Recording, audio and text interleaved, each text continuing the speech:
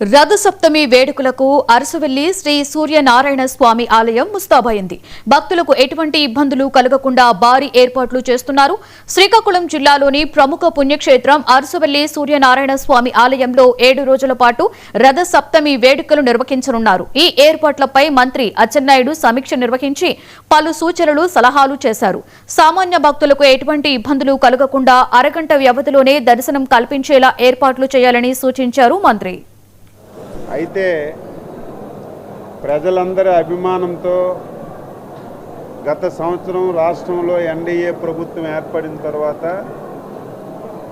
ముఖ్యమంత్రి గారు మొదటిసారి జిల్లా పర్యటనకు వచ్చేటప్పుడు జిల్లా యంత్రాంగం, ప్రజాప్రతినిధుల కోరిక మేరకు గత సంవత్సరం నుంచి అరసవెల్లిలో జరుగుతున్నటువంటి రథసప్తమి వేడుకలు ప్రభుత్వ వేడుకలుగా గుర్తించి గత సంవత్సరం జరిపిన విషయం కూడా మనందరం ఒకసారి గుర్తు చేసుకుందాం.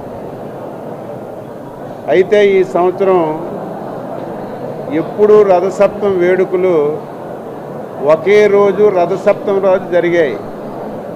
గతసారి ఈ వేడుకలు రథసప్తమానికి 2 రోజుల ముందు మొదలుపెట్టి 3 రోజులు జరపాలని చెప్పి నిర్ణయించి ఒక చరిత్ర సృష్టించి బాగా జరిపిన విషయం మీ అందరికి కూడా తెలుసు.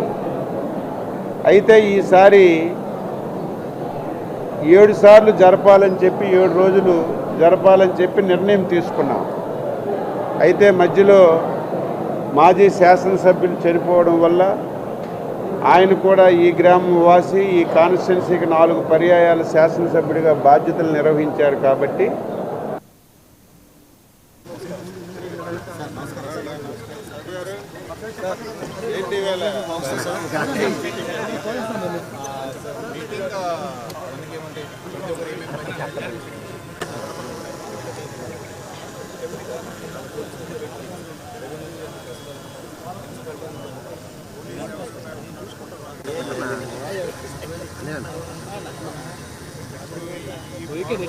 రెడ్డి గారు